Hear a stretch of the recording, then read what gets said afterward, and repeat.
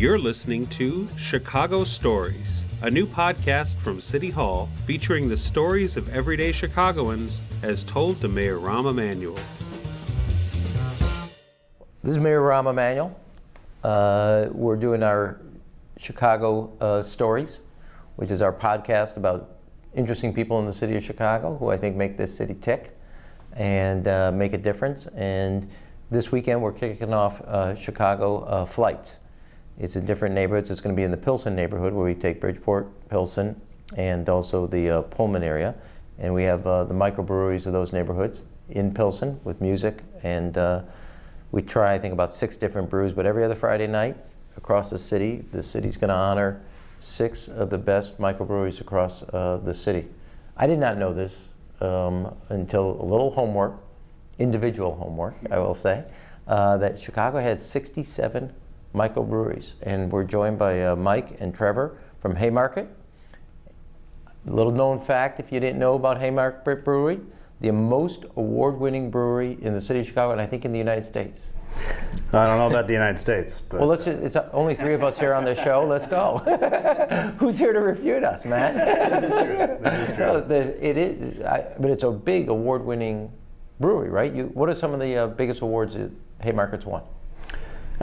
We every year enter into competitions such as the Great American Beer Festival in Denver, which is one of the largest of its kind in North America, and then also the World Beer Cup, which expands even further, given its name too. And does the World Beer Cup have a big, shiny, like Stanley Cup type deal with engraved names on it? Not quite. They have beautifully framed awards, but yeah, it's pretty prestigious. So you guys have won those awards?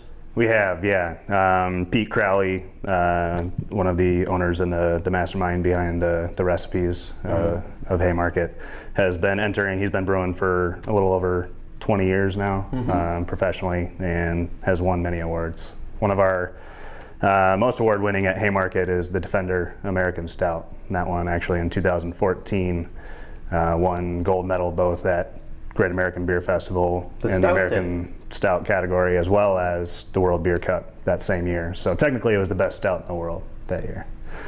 But 2014, it was a good year for everybody. It was. Especially if you were a stout fan. If you were a stout fan, yeah. So what got you into it, Mike? I got into craft beer in college. I went to Loyola University here in the city. And, are you from Chicago? Originally Northern California, okay. But I moved out here for college and needed a job. So I started making my way downtown, wanted to be immersed in the city, and got a job at Rock Bottom hosting. And that's where I met Pete Crowley. He was the head brewer there for 13 years. So got to know him, and he started teaching me the ways of beer and how it can be a little bit more than just a beer? Just Miller Lite and Bud Light and all that stuff we drank quite a bit of in college. But yeah, and as more I got to learn about beer and actually the community itself in the craft beer world, I kind of fell in love. It was a vibrant community that cared for one another. It wasn't a whole lot of competition as most people see it, which is one of the things that attracted to me the most. What about yourself, Trevor? What got you into it? Kind of similar thing. I started just kind of drinking better beer in college. A few of my older friends were homebrewers, so I was kind of getting into that. I actually got my first homebrew kit for my 21st birthday from my parents. That's a normal gift from all parents. Yeah, right? You're 24. Here's a home kit. Exactly. They let me hit the ground running. As soon as I want to meet legal. Mom and Dad, man. They're good people. But yeah, so that summer I ended up through a couple contacts. I got a job with Goose Island, and I worked marketing for them for about 3 years. Since then, I was a server at Distill for a while. I worked at a couple different Binnies, running the beer programs there. Actually worked at Haymarket for like a month, and then left to go do sales for Two Brothers for a couple years. Was that the year that they won for the stout? No, I'm joking. No, that it was during that time actually. Yeah. You left to go where? Two Brothers. I was doing sales for them for a while. Oh, okay. And then, yeah, 2.5 years ago, I kind of lucked out. The 2 assistant brewers at Haymarket, both were kind of leaving at the same time to pursue other things. So I had known Pete for a while and talked to him, told him I was trying to get out of sales, maybe a little more into the production side, and he welcomed me on. He's like a cult figure, man. Yeah. So Definitely a pioneer in the community. So? I do. I think. I mean, he's also you guys know him better. You work with him. I mean, he's very serious about this, his craft. Yeah. On the other hand, he's very serious about supporting the community, and he doesn't feel threatened if other people are succeeding in something that he Not at also all. loves, and that's what makes, I think. That's one of his goals as well, and I think it's the goal of the entire community is that we build each other up, we help each other out. Why do you think, not just in Chicago, but why do you think microbrewery is a kind of a craft, I mean, beer sales across the United States, if you kind of look at the majors, flat. Yet microbreweries, I don't know, I'm doing this by memory, but like growing like 10% a year, compounded, etc. Why do you think that is? Because it's more than, I'm not saying taking anything away from taste. I think there's a culture, a cult, there's a quality, something. So what do you think it is? People like to relate to it. Yeah, people want to relate to what they're consuming. It's more than just a delicious beer. It's the time spent with the people that you're having a beer with, and the stories that come from your neighbors, and the brew pub on each corner, the brew pub and the brewery in your own neighborhood, people want to identify with, and I think that's been a huge part of why it's succeeded and taken off. Yeah, I feel like kind of with the generation coming up, there's a lot more focus on local, like I said, getting to know everyone involved in the process of something. And if you can go to any liquor store, gas station in America and get a Bud Light, it's not quite as personal as walking down the street to your local pub and getting something right off the tap, right from the source. And there's a little, I think, kind of like almost romantic aspect to that. See that? I mean, this is not the kind. I think it happened at the very time and moment. I would say two things. One is kind of a way to touch something more authentic, that wasn't commercial, wasn't kind of homogenized so much, and also at the very moment, something that was more homegrown, more natural, and both of those, either culturally or food content-wise. I don't know. It's interesting to me. Very unique, kind of more from a cultural perspective, if you could say, or sociological, why microbrewery kind of tapped a vein at a certain point in America with not just millennials. I mean, a lot of. Yeah. I can't think of a conventional beer commercial beer that I've ordered in the last 5 years. Yeah. Well, the fact that smaller brewers are making really good beer, I think, helps. Yeah, that too. It tastes a little different than the big stuff. Yeah. No. So what happened? This is not to pick on a particular, but I think you're right about the sense of community. What do you think the feeling was when Goose Island, which was kind of one of the originals, got bought? What was the feeling in the community? It was divided for sure. I feel a lot of traditionalists to the craft movement saw it as kind of a selling out point, but for the majority of folks that work and live and breathe this community, this industry, it was more a celebration of, hey, these guys have worked their butts off, and they've gotten to this point, and now they've got a bit more resources behind them to continue to brew delicious beer and amazing beer on a bigger scale, and expand their reach to more people to show them what craft beer can be. It's still the same friends that we have at Goose Island making the same beers here in the city, so it's still, by definition, maybe not craft, but it's still. What the craft being, you're not part of the big guys?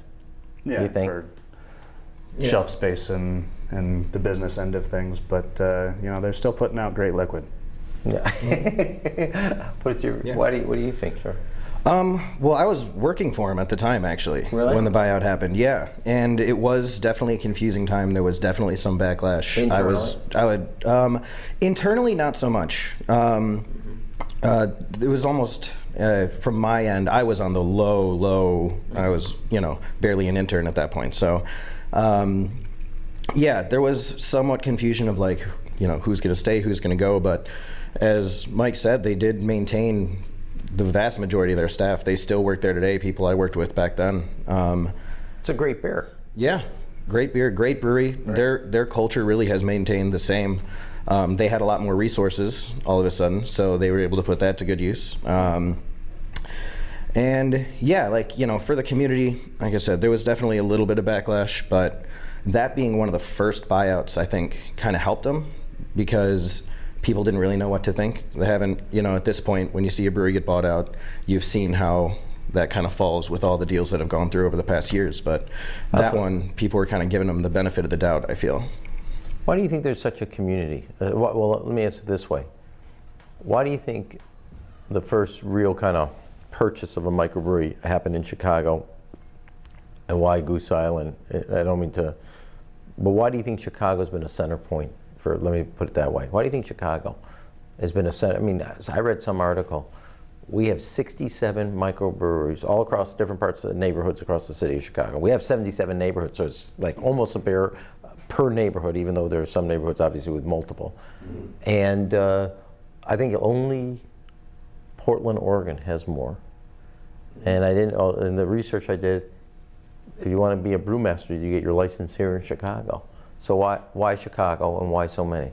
What's your guys' guess? It's a rich history in Chicago of brewing. I mean, since before Prohibition, and then, you know, after Prohibition was lifted, beer's still been a part of this city's history, and people have identified with it, whether, you know, even after Prohibition, with breweries going up to Wisconsin and still having the footprint, all the Schlitz signs that you see on the corner bars and everything, you know, and the resurgence of craft beer into Chicago, people have kind of left, I think, the Schlitz and the Hams and the larger ones, and started to identify with the one around the corner. You've got institutes like Siebel here in town. That's right. One of the major international brewing schools that people from all over come to. All over, man. It's unbelievable. Oh, yeah. Come to learn. And then, you know, whether they find a job here and stick with brewing here in Chicago, or they go elsewhere, they bring a bit of Chicago with them. And, you know, it's definitely a mecca for craft beer. Is it, what are the challenges in the sense of finding ingredients and, you know, hops and all that? And do you guys kind of do a lot of research on what farmers or where you go or stuff like that? What do you do? Yeah, we're actually, Haymarket is very fortunate that, you know, we have Pete at the helm, because over his, you know, multiple decades of brewing experience, he has relationships with a lot of the farmers and the suppliers. So hops are actually contracted out 2-3 years in advance. So really? Yeah. So Pete has always been, you know, forward thinking and been really good at planning out those kind of contracts. Mm-hmm. So we've been in a really good spot. Basically, whenever I want to brew pretty much any beer, I have access to all the hops I need. I know for newer brewers it's a little tougher because the bigger breweries have those contracts. Mm-hmm. But even with that, we've been in the situation where we've had more of a certain kind of hop than we intend to use by the time the next crop comes. So we'll sell it to some of the other brewers that we know. Start up with. Yeah. And not all hops are contracted out, so they still have access to some. But yeah, it can be kind of tough, especially hops. Grain isn't nearly as hard to come across. Do you think has microbrewery made a change in farming in the farm? It has? Oh, absolutely. Really? Yeah. Like how? They're growing different hops now, and in different amounts. I mean, because before this craft beer boom, with all the kind of macro lagers being the main focus, they weren't using as many hops as, you know, an IPA would, obviously, and that being the #1 category of craft beer. IPA. Was kind of, yeah. Since I like IPA, that's good to know. Exactly. Yeah. Well, and a lot of the reason that it is so popular is those hops that we're getting specifically up in like the Pacific Northwest are different than hops than you've gotten from Europe over the years and everything. They tend to be more citrusy, kind of fruity, tropical fruit notes, piney, those kind of things, and stuff that you really do want to have front and center in the flavor and aroma of your beer. And because of how those have picked up, like I said, the hop farms have had to grow exponentially from. Is it basically a day? Does it matter when you use the hops from harvesting in the sense of? Am I saying that? Is it harvested? Yeah. So I knew that. I was just testing you too. No, but it's basically the sooner you go from harvest to use, you're getting it fresher, obviously. Yeah, fresh is key. Hops, they actually break down pretty quick. So they have to be either used or processed within just a couple days, really, of being harvested. So once a year, and this past year was a lot of fun, we actually brewed a wet hop beer. You can only really do this once a year. And because it has to coincide with the harvest. Yeah. We are working with a farm, Hophead Farms, up in Michigan. And we organized it so they picked the hops. They got done with their day at like 2 a.m., threw them on a truck. They showed up at the brewery at 6 a.m. We loaded them off the truck and we brewed with them that day. So in terms of using fresh whole cone hops, that's really the only way you can do it. Other than that, hops are... You didn't bring that beer for me, did you? Unfortunately not. No, that's wrong time of year for it, but we'll send you some when we do it this next year. So tell me, what do you think Chicago flights will be for people when we start I'm trying to figure out a way to, not that you guys need help from the city in promoting microbrewery, but what's your hope out of it? What do you think the community wants to see out of it? Besides more people drinking on a Friday night. Yeah. Responsibly, let's be clear. Yeah, no, but what do you think?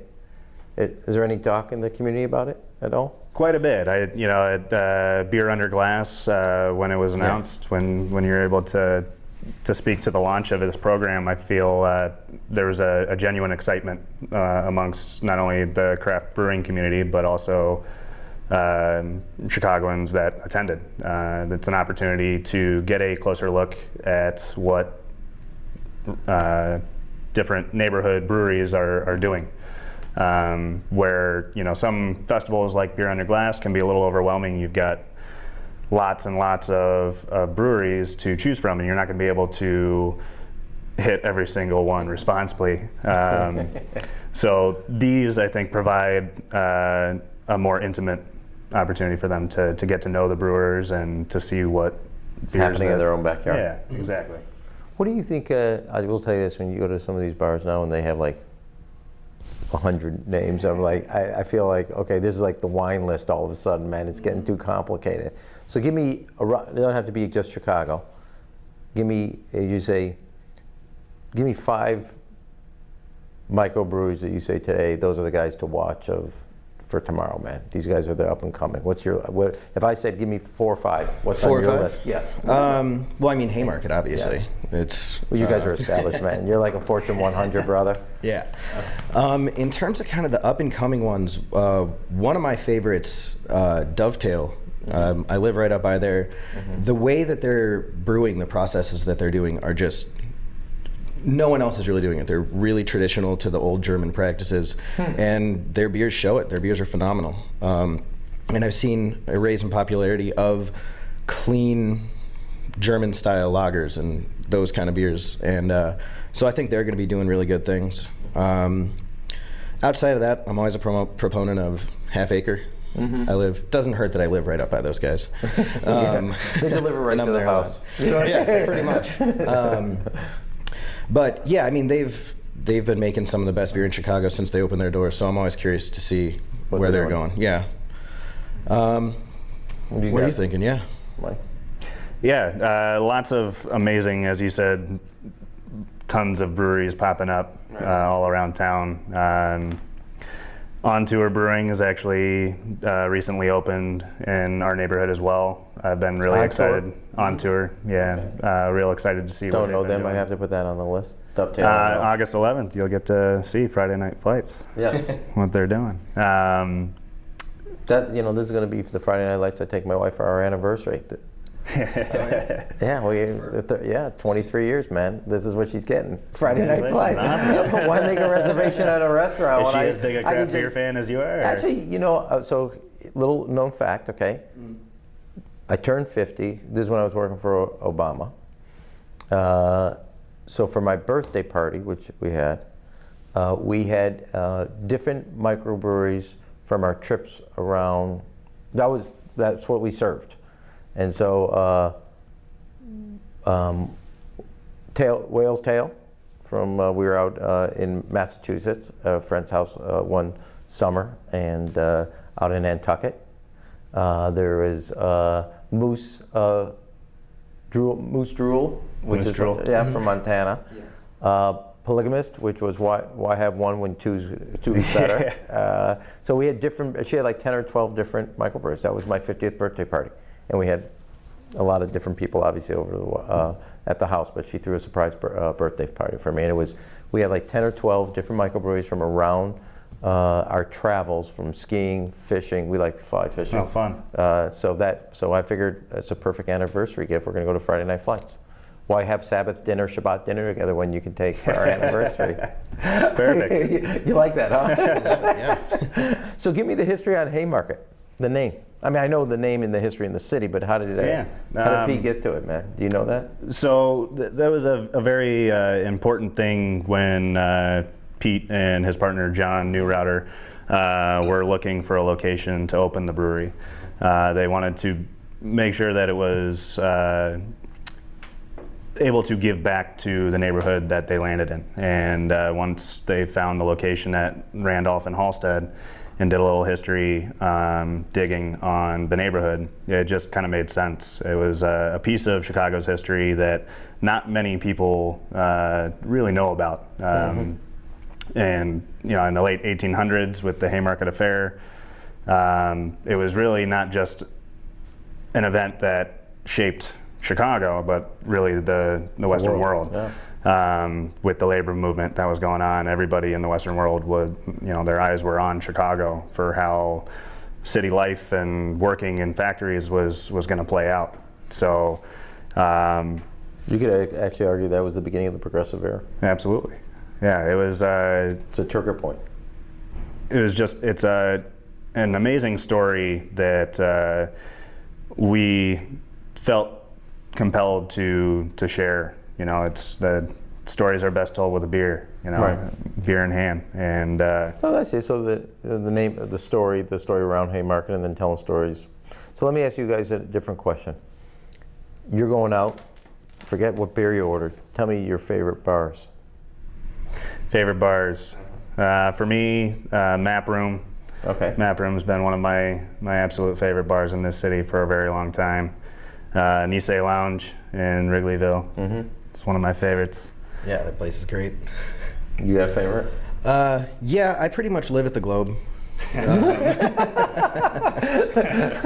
Is it an Airbnb, or do you have your own separate room? Not quite. We're not quite at that level yet, but no, that's once again I live right in that neighborhood, and that's just kind of the home bar that we go to. You ever been to Tiny Lounge? Mm-hmm. Four Moon. Yeah. I have my seat at the Four Moon. Four Moon is great. That's definitely one of my favorites as well. Unfortunately, there's a guy who also has a seat like 5 away from me. He always wants to have a shot, so I can't say no to that.